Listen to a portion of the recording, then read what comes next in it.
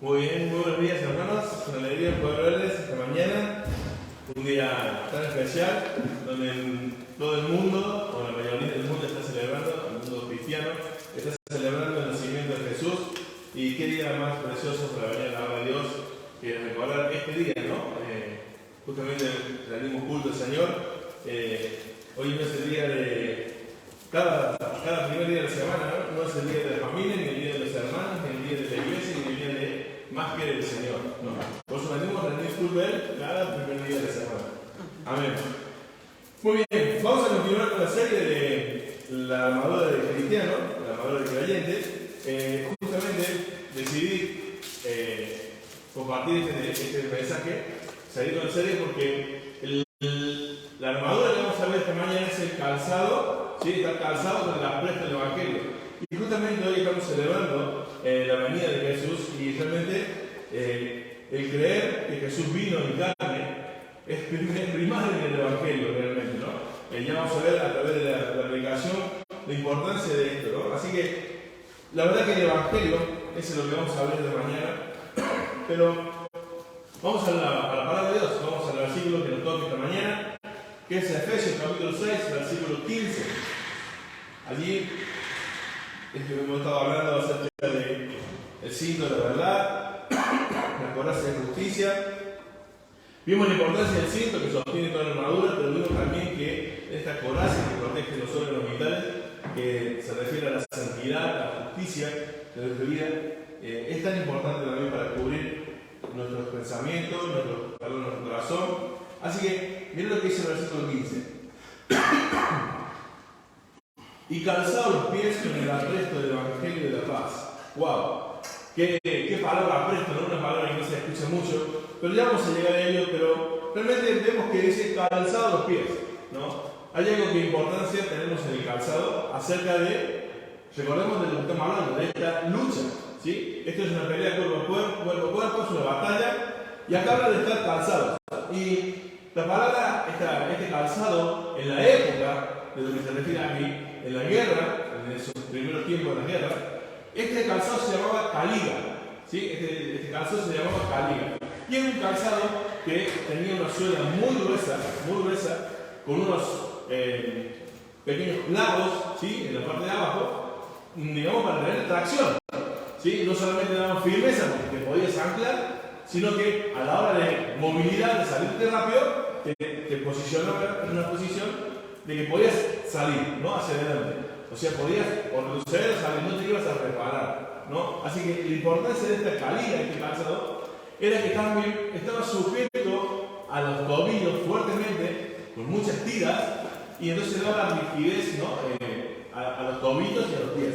Así que es tan importante esto que en la historia de las guerras, por ejemplo, de Julio César, se solía decir en las guerras de Julio César que muchas de las victorias que tenían eran porque cuando se juntaban, ¿no? O sea, no en las guerras de ahora, que tienen un botón y tienen un misil, se veían dónde estaban y ahí empezaban a estrategias por dónde entraban, por dónde entrar, porque medían la distancia. Julio César dice en la historia que muchas veces ganaba las batallas porque les caía encima a sus enemigos. ¿Y por qué? Por la ligereza de sus pies, porque era uno de los ejércitos que tenían un buen calzado. Claro, imagínate, estaban por pelear y dicen, ¿dónde están? Están a 30 kilómetros, no pasa nada. O sea, tenemos tiempo de prepararnos, vamos a ver qué hacemos. Cuando menos se pensaba, ya estaban encima. Porque podían recorrer largas distancias, ¿no? En corto tiempo por el calzado. Así que mirad la importancia del calzado, ¿no? En una guerra. De la misma manera, la Alejandro Magno se cuenta que también muchas de sus victorias se debían al calzado, ¿no? Así que el calzado, entonces, tenemos que decir que tiene dos características importantes en la guerra: protección y, a su vez, esta disponibilidad de firmeza y, a su vez, movilidad, ¿no? Pero ahora, si hablamos de protección, imagínate, nosotros hoy en día venimos a la iglesia y nuestro piso es de cerámica, hay alfombras en nuestras casas. El calzado prácticamente hoy no nos protege, porque los pisos donde nos movilizamos están muy bien. Pero imagínense en las épocas que estamos hablando, de estas guerras. Espinas, montañas, piedras, todo tierra, lodo, o sea, hay muchísimas adversidades en contra del calzado. Entonces, en este momento, la verdad que la protección era fundamental, ¿no? Ahora, hoy en día nosotros, nuestro calzado poco nos protege. Más que todo es una moda, ¿no? Ahora, ha avanzado tanto lo del calzado que sabemos que hay calzado para todas las cosas. Yo te pregunto, si podés ir a patinar sobre hielo, ¿podés ir con una zapatilla común? No. O sea, ahora hay zapatillas en el tenis. El tenis, por ejemplo, tiene, según la superficie donde puede, tener diferentes tipos de calzado, ¿no? Así que el calzado hoy es, aparte de ser una moda, ¿sí? Porque si vamos a nuestros armarios, no tenemos solamente un par de zapatillas, tenemos 7, 8, ¿no? Y las mujeres, 20, 25 zapatos. ¿Por qué? Porque tienen que combinar con la ropa, es una cuestión más de moda que de protección, ¿sí? ¿No? Segundo, ahora si la mujer sabe en dónde va a pisar sus pies, dice, no me pongo un taco bajo, un taco alto, un taco medio, un taco ancho, un taco agudo, un taco... Hay muchas formas, ¿no? Entonces, claramente, hoy en día pasa a ser más que una protección algo de moda. Pero en aquellos tiempos que hermanos quiero concentrarnos en que se necesitaba la protección de un calzado, ¿no? Recordemos algo muy importante con esta guerra. ¿Por qué quiero hacer hincapié? Porque vos podés tener muchas destrezas, ¿sí? Tú te puedes lesionar en la guerra un brazo, un dedo, un codo, alguna parte del cuerpo, pero si se te lastiman los pies, si se te hieren los pies en una guerra, tú estás tumbado y sos presa fácil para ser derrotado por un enemigo, ¿no? Así que mirate la importancia del calzado. Vos podés tener una mano y pelear igual, podés tener los dos brazos y correr, escapar, podés hacer muchas cosas, pero si estás herido de los pies, no tendrás posibilidad. Así que mirá la importancia de estar bien calzado en la guerra espiritual. Y vamos a ver que Pablo dice, calzado a los pies, con el apresto del Evangelio. Vamos a ir a ese pasaje y ¿a qué se refiere con el tema de lo que significa el apresto? ¿No? Esa palabra que parece difícil, literalmente no significa muchas cosas. Literalmente, significa estar preparado, estar equipado, estar listo. O sea que podemos decir, calzado los pies, ¿sí? Con la prontitud, con el equipamiento, ¿sí? Con la preparación del Evangelio de la paz. Así que eso es lo que significa la palabra apresto. Ahora, nosotros en nuestra vida cristiana, en esta guerra, quiero que me acompañen a un pasaje, Romanos 5.1. ¿Y por qué Romanos 5.1? Porque también hemos definido lo que es el apresto, pero también tenemos que definir a qué se refiere con el Evangelio de la paz. Evangelio, ya por supuesto, no vamos a explicar qué es el Evangelio, es una buena noticia. Pero ¿a qué se refiere con esas buenas noticias de paz? ¿No? Fíjate lo que dice el versículo 1. Justificados pues por la fe, tenemos paz para con Dios por medio de nuestro Señor Jesucristo. Aquí vemos la esencia del Evangelio. Justificados pues por la fe, tenemos paz.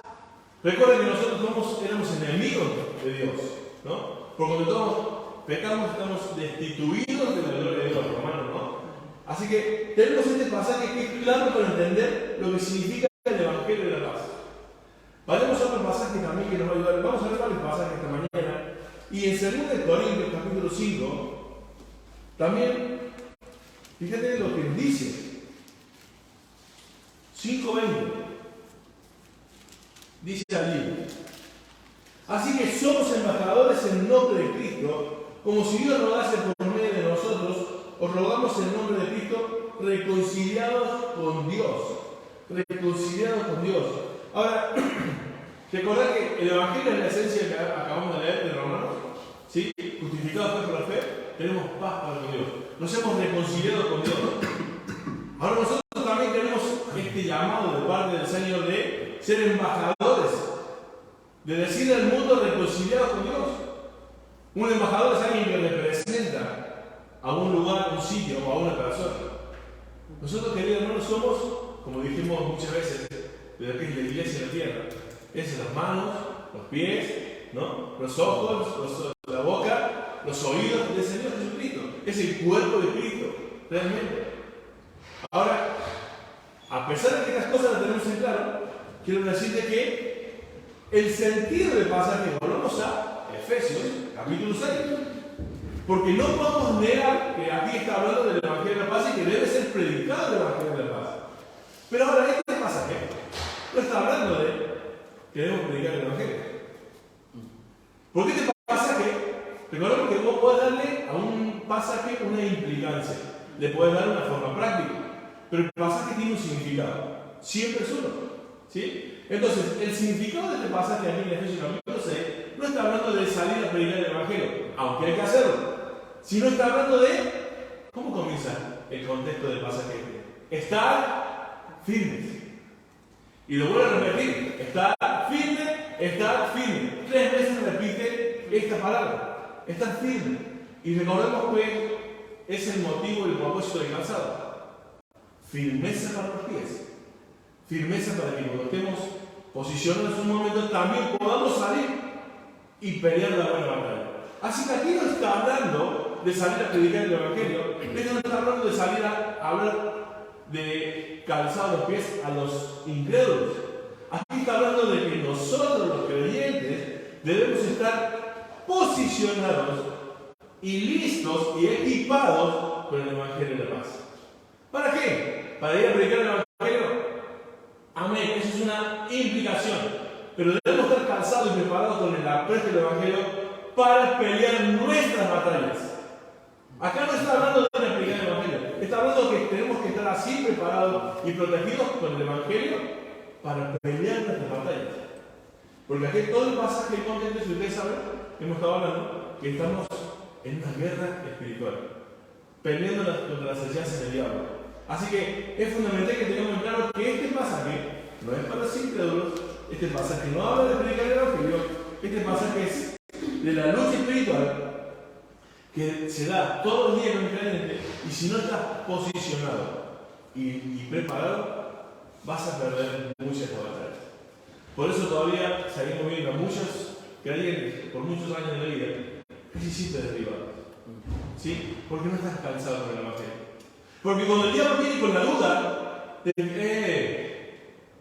pero no es para tanto. ¿Se acuerdan que minimizaba el pecado? Y después que lo cometiste no le decía que hacía sentirlo peor. ¿Cómo luchamos contra esas enseñanzas? De la duda, del temor, de la insatisfacción. Con el Evangelio de paz.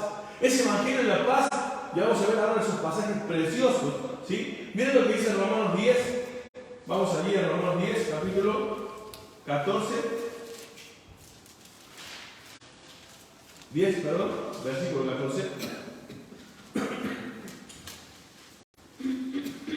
Dice: ¿cómo pues invocarán a aquel en que no han creído? ¿Y cómo creerán a aquel que no ha oído? ¿Y cómo irán sin haber quien les predique? ¿Y cómo predicarán si no fueron enviados? Como está escrito: cuán hermosos son los pies de los que anuncian la paz, de los que anuncian buenas nuevas. ¿Sí? ¿Ustedes ven? Aparentemente está hablando de lo mismo, pero te doy este pasaje para que yo quiero que esta mañana quede claro, hermano, que no está hablando de este pasaje de predicar el Evangelio de más, porque aquí está diciendo quién habrá, quién irá, si no hay, cómo irá si no les predica, cómo harán todas esas cosas si no hay alguien que va a ser enviado, pero anunciando el Evangelio de la paz. Pero para los incrédulos. Pero este pasaje que vimos en Efesios no está hablando de eso.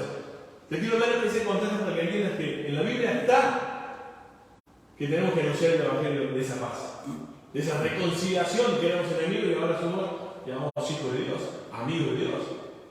O sea, quería darte este pasaje porque no quería que dijeras, bueno, pero a ver, no sé si están haciendo lo que está diciendo alguien. No, hay pasajes que nos dicen que tenemos que predicar el Evangelio de la paz, porque es el Evangelio de la paz, a los incrédulos, como Romanos capítulo 10.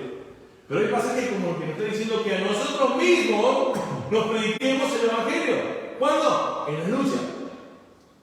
Cuando el Dios me diga, Julio, tú no eres hijo de Dios, yo creo que tú la salvación no la tienes. Tú tienes que resistir al enemigo y decirle, no, no, no.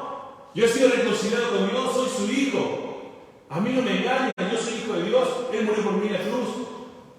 Él perdonó todos mis pecados. Predícate el Evangelio. Predícate el Evangelio, querido hermano. Satanás siempre las dudas, tentaciones. Necesitamos diariamente sabernos hijos de Dios, calzados a los pies por el Evangelio, posicionados. Y estar listos que cuando la duda venga, rechazarla. ¿Por qué? Con ese Evangelio. ¿Y cuál es ese Evangelio de la paz? Vamos a Romanos 5, pero un poquito más adelante. Te lo voy a decir claramente porque esta mañana creo a Dios que el Señor, por su palabra, como cada domingo, nos hable. Pero literalmente, a mí me encanta cuando al pasaje prácticamente no hay que decirle, no hay que explicarlo. Es tan claro y eso me gusta más porque es como que la palabra de Dios habla, no tenemos que hablar nosotros dando explicaciones, ¿no? La palabra de Dios te lo dice clarito.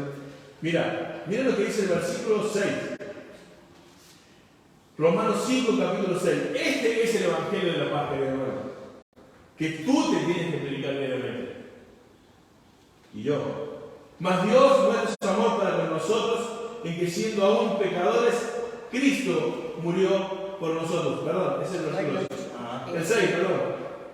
No, es el 8. Porque Cristo, el versículo 6, sí, porque Cristo, cuando aún éramos débiles, a su tiempo murió por los impíos. Mirá lo que dice el 7. Ciertamente es apenas uno, ciertamente morirá alguno por un justo. Con todo, ¿pudiera ser que alguno osara morir por el bueno? Mirá el 8. Mas Dios muestra su amor para nosotros en que siendo aún pecadores, Cristo murió por nosotros. Mirá también lo que dice el versículo 9 y 10. Pues mucho más, estando ya justificados en su sangre, por él seremos salvos de la ira. Y el 10 dice, porque si siendo enemigos fuimos reconciliados con Dios por la muerte de su Hijo, mucho más, estando reconciliados, seremos salvados por su vida. Este es el Evangelio de la paz. Fíjate las cosas que vimos en el pasaje. Dice que éramos débiles, éramos injustos y éramos aparte predestinados a ira, a la ira de Dios. Tres características.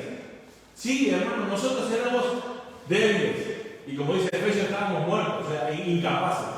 Pero este pasaje por lo menos dice que éramos débiles, incapaces. Éramos injustos. ¿Quién moriría por alguien? Ni siquiera cuenta, ninguno de nosotros. Dice que éramos predestinados para la ira. Pero, ¿qué dice el versículo 10? Pero, porque aún siendo enemigos fuimos... si siendo enemigos fuimos reconciliados con Dios por la muerte de su Hijo, mucho más, estando reconciliados, seremos salvos por su ira. Eso es lo que decía Satanás en el momento de lucha. Ese es el Evangelio. Que cuando te quiera hacerte sentir débil, injusto, digno de la ira de Dios, tú le dices, no, yo soy reconciliado con Dios. Yo soy un hijo de Dios. Cristo murió por mí. Esa es la forma de predicar el Evangelio a nosotros mismos. Ese es el Evangelio de la paz. La buena noticia de la gracia de Dios, que por medio de la fe en Jesucristo tenemos esa paz. Esa es la preparación. Ese es el equipamiento que tenemos que tener para la lucha cristiana todos los días. Cada uno de nosotros. Hoy en día, con esto de la Navidad, por ejemplo, por eso te decía que tiene que ver, hoy estamos siendo criticados muchísima gente que celebramos la Navidad, ¿no? Por el origen pagano de la Navidad y tantas cosas. Bueno, no sé si ustedes, alguno se puso a buscar si la Biblia habla de la Navidad. No sé si alguno se puso a buscar qué significa, por qué dice que hay un origen pagano. Querido hermano, la Biblia habla de la Navidad y habla de festejar y de celebrar la Navidad. Lee el capítulo 2 de Lucas. Los ángeles descendieron a pastores y le dieron buenas noticias de gozo. En Belén, esa pequeñita ciudad, ha nacido el Salvador. Y está el primer villancico en el versículo 8 de Lucas 2. Gloria a Dios en las alturas y paz a los hombres. El Evangelio. Y paz a los hombres. Vino a ser reconciliado ese Hijo que mandó nuestro Dios, nos reconciliaría con Él. La Navidad nos debe recordar a nosotros que hay algo que anda mal, que estaba mal. Pero Dios se encargó de resolver el problema, a través de la vida de su Hijo. ¿Cómo no vamos a celebrar Navidad? Navidad es el nacimiento de Jesús. ¿Y qué importa si no fue este día, querido hermano? ¿Y qué importa si el origen del día del festejo es pagano? Nosotros estamos celebrando el nacimiento de Jesús. No estamos celebrando ningún Dios de sol. No estamos pensando en el arbolito de Navidad. No estamos hablando y pensando en Santa Claus. El verdadero creyente está celebrando el hecho más importante de la historia de la humanidad. ¿Cómo lo celebramos? Está en la Navidad, el nacimiento. Navidad, nacimiento, natividad. Que se haya desvirtuado no significa que te prohíba celebrarlo, si lo estás haciendo de la manera correcta. Es más, mirá lo que dice 1 Juan capítulo 2, del capítulo 4, versículo 2. 1 Juan. 1 Juan capítulo 4, versículo 2. Porque esto tiene que ver con estar posicionado con el Evangelio. Querido hermano, celebrar la Navidad es totalmente bíblico, querido hermano. 1 Juan capítulo 4, versículo 2 dice: en esto conocéis el Espíritu de Dios. Todo espíritu que confiese que Jesucristo venido en la carne es de Dios. Nosotros en Navidad estamos diciendo que Dios se encarnó en ese niño. Dios hizo hombre, vino a este mundo. ¿Cómo no celebrar la Navidad?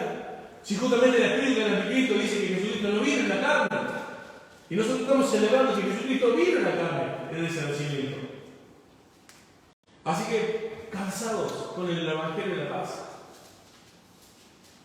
El pasaje de Lucas, como dice, gloria a Dios. Toda la gloria es de Dios. ¿Cómo no? Por eso, ¿cómo no venir el culto el día domingo? Estamos celebrando este nacimiento y no darle gloria a Dios en este día. ¿Cómo queremos en esta casa? Hoy no es día de la familia. Hoy no es día, como te dije, de la iglesia o del arbolito de Santa Claus. Hoy es el día del Señor. Y gloria a Dios, en este día celebramos en especial este momento. Es más, Colosenses capítulo 2. Mira lo que dice allí. Colosenses capítulo 2, versículo 20.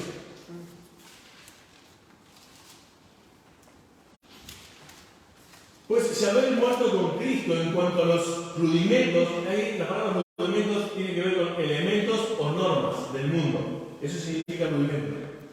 Porque como si vivieseis en el mundo, os sometéis a preceptos, a normas, tales como no manejéis, no gustéis, ni aun toquéis, en conformidad a los mandamientos y doctrinas de hombres, cosas que se destruyen con el uso. Todas estas cosas tienen cierta reputación de sabiduría en culto voluntario, en humildad y en duro trato del cuerpo, pero no tienen valor alguno contra los apetitos de la carne. Querido hermano, puede parecerte, te van a hacer sentir que si no festejan la Navidad de origen pagano, muy espiritual. Pero esas son normas del mundo. Porque como bien decíamos al comienzo del culto, todos los días celebramos a Cristo. Y que como iglesia, como humanidad, como cristianismo, celebremos un día. El origen no es el pagano en sí, porque está en la palabra de Dios celebrar la Navidad, celebrar el nacimiento. Y gloria a Dios que si hay personas que en este momento están celebrando un culto al Dios Sol, nosotros los cristianos estamos celebrando el nacimiento de Jesucristo. No estamos celebrando el Dios Sol, ni el arbolito. Entonces, esta es la reputación de no hacer ciertas cosas que el mundo hace mal. Pensaba nosotros usamos un termómetro, ¿no? ¿Quién inventó? Galileo Galilei. Era una persona que era un pagano. ¿Por qué lo usamos? No usemos nada o no toquemos. ¿Te das cuenta? Origen pagano, un termómetro. ¿Y por qué lo son? Hermano, estas cosas pueden parecer cierta reputación de verdad, pero solamente son preceptos humanos. Cuando vos bíblicamente celebras la Navidad o cualquier cosa que tú hagas que esté en la palabra de Dios y que la palabra de Dios te lo avale en el sentido correcto, no tienes que hacer caso. Y no sentirte que si lo haces o no lo haces. Hay otro pasaje que, bueno, pero no seguir con esto del tema de la Navidad, es que no debemos juzgar al hermano si celebra un día o no lo celebra. Cada uno, de acuerdo a su conciencia, lo celebra o no lo celebra. Por eso los que hoy no están no deben ser condenados ni juzgados. Si tú estás aquí te sientes mejor porque estás y los otros no están y están mal, no, hermano, no juzgues. A libertad nos ha llamado el Señor. Como dice Gálatas, capítulo 6, versículo 1. Está por firme con aquella firmeza con la cual, esa libertad con la cual Cristo nos hizo libres. Así que todo este calzado, esta posición del Evangelio y la paz, es tener en claro de que somos sus hijos, es tener en claro que sola Escritura es lo que tenemos que tener en cuenta para vivir la vida cristiana, no los rudimentos del mundo. Pero no, hoy en día la sola Escritura es solamente nominal. Porque vemos que en la iglesia hoy hay sueños, visiones, experiencias y cuántos cuentos más. Sola Escritura. La palabra de Dios habla del capítulo 2, recuerden. Capítulo 2, versículo del 4 en adelante, de que celebró la Navidad aún en los cielos, el nacimiento de Cristo. Y eso es lo que tenemos que celebrar en nuestras casas, no otra cosa, no Santa Claus. Amén. Entonces, hermanos, como leímos en Romanos capítulo 5, ¿no? Somos justificados por la fe, por eso tenemos paz. Aquí, en Colosenses, cuando estamos allí en el capítulo 1, mira, Colosenses capítulo 1, versículo 20 y 21. Dice 20 y 21. Y por medio de él reconciliar consigo todas las cosas, así las que están en la tierra como las que están en el cielo, haciendo la paz mediante la sangre de la cruz. Y a vosotros también, que erais en otro tiempo extraños y enemigos en vuestra mente, haciendo malas obras, ahora os ha reconciliado. Hermano, esto es muy importante para la lucha. Perfectos no somos, ni seremos nunca, aquí mientras vivamos. ¿Qué tan perfecto, Pastor Julio, tenemos que ser para estar en el ministerio? Perfecto, perfecto. Y como decía el predicador, ¿cuán bueno es bueno? ¿Qué cantidad de bueno es tan bueno para hacer las cosas para Dios? ¿Quién lo mide? Bueno, hay algunos parámetros bíblicos que hablan, por supuesto, requisitos de Tito, de Timoteo. Pero la perfección no va a estar acompañada de los que ministran. Por eso es que en la lucha cristiana es este deseo de servir a Dios y decir, quizás por ahí te puede pasar a decir, bueno, es que yo me llevo una vida, yo para poder estar sirviendo en la iglesia, no le puedo decir nunca, porque nunca me... No, hermano, ninguno de los que estamos aquí somos perfectos.